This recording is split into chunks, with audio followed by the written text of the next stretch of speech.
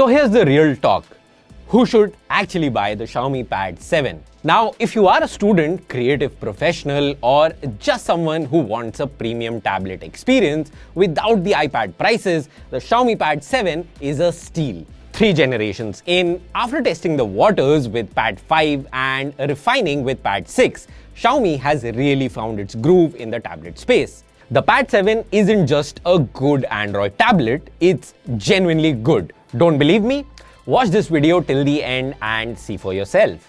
Let's talk about what's changed. Xiaomi's gone with a bigger 11.2-inch display with a unique 3:2 aspect ratio.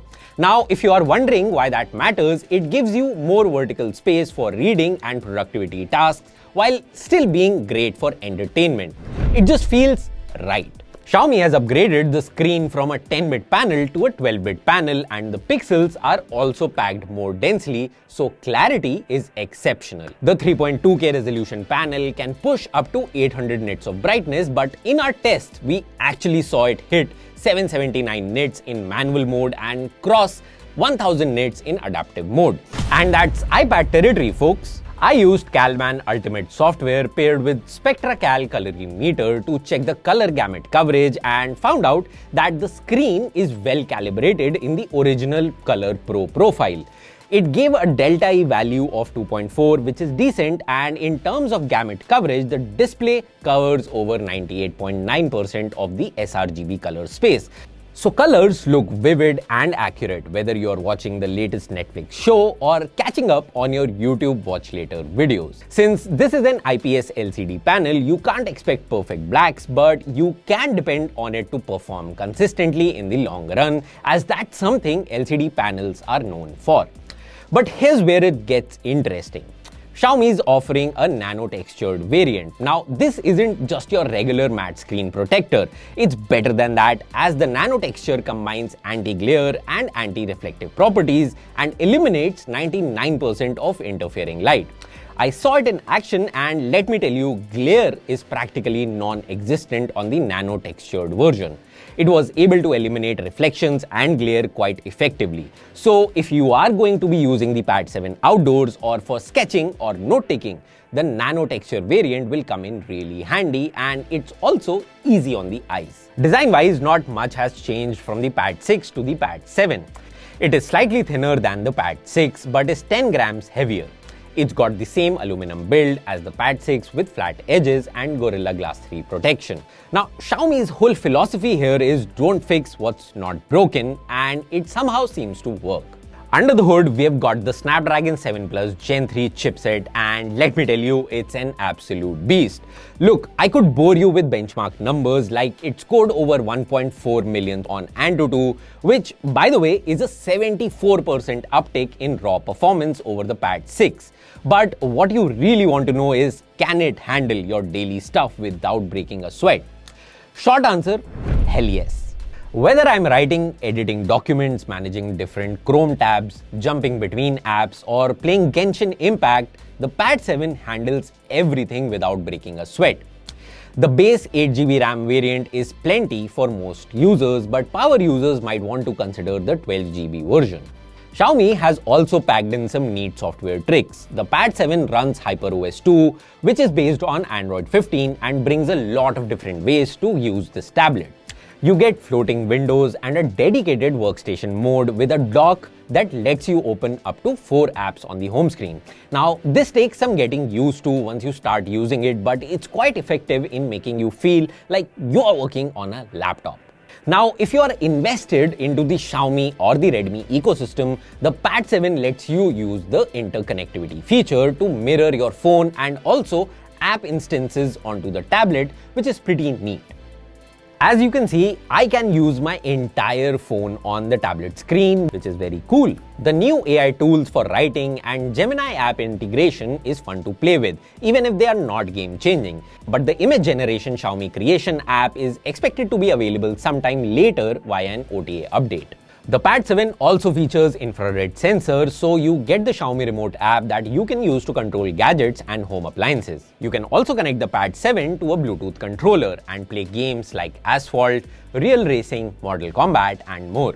You can also use the USB 3.2 Gen 1 for mirroring your screen onto a monitor, for example, and that's great if you're looking for improved productivity. The Pad 7 screen can also be used as a whiteboard for online teaching. Just mirror the screen on Google Meet or Zoom and you're all set. Speaking of video calling, you get an 8-megapixel camera up front, which is decent for your usual work calls, and at the back we get a 13-megapixel camera that's good enough for document scanning, but don't expect too much from it.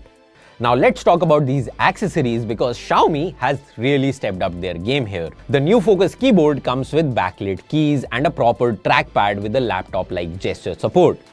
The tiny trackpad is quite capable at navigating around the tablet just like how you use your laptop, so there's very little learning curve. By default, you have to press the trackpad to register a click, but touch-to-click gesture has to be enabled in the settings menu. At 8,999, it's not cheap, but hey, have you seen Apple's keyboard prices lately? But the real star might be the Focus pen. This isn't just another stylus, it has this neat spotlight button that turns into a virtual laser pointer. That's super handy for presentations. Plus, it's got zero activation force when held perpendicular to the screen and 8192 pressure levels. For context, that's double than what the Apple Pencil Pro offers. Now, I'm not really good at sketching, but here's my good friend Sam casually sketching on the Pad 7 just to show you what it's capable of.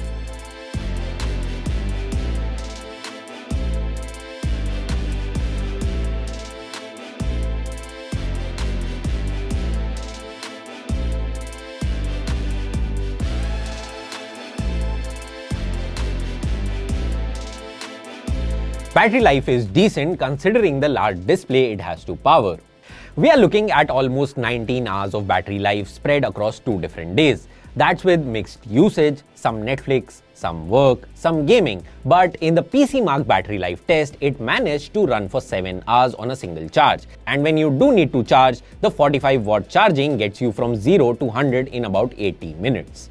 The quad speaker setup with volume booster mode is impressive, delivering rich sound that's noticeably better than the Pad 6 already good audio system. Look, is it perfect? No. The lack of cellular connectivity might be a deal breaker for some, and yeah, the Android tablets still have their quirks with some apps. But here's the thing. If you are deeply invested in the Apple ecosystem or need cellular connectivity, this isn't your tablet. Xiaomi is not just making another iPad clone. They're doing their own thing and they're doing it really well. Even when you compare it to the competition, you're getting better specs than the base iPad 10 Gen at a lower price point and more features than the OnePlus Pad Go and Galaxy Tab S9 FE in this range. Alright, let's get real for a minute. Who's this tablet actually for? Now, if you are a student or just starting your career, the base variant at 27,999 is a no-brainer. You're getting a device that can handle your assignments, Netflix binges, and everything in between. Throw in the keyboard and the pen and you're still spending less than an iPad. For my creatives out there, especially if you are into digital art, that nano-textured variant at 32,999 is particularly interesting if you do a lot of outdoor use or digital note-taking. Now, it's not replacing your Wacom tablet, but for sketching ideas on the go, it's perfect. And then there are the entertainment seekers. Those quad speakers with volume booster mode combined with that gorgeous 3.2K display supporting Dolby Vision means you're getting a premium multimedia experience. The 8850 mAh battery lets you binge watch an entire season without hunting for a charger.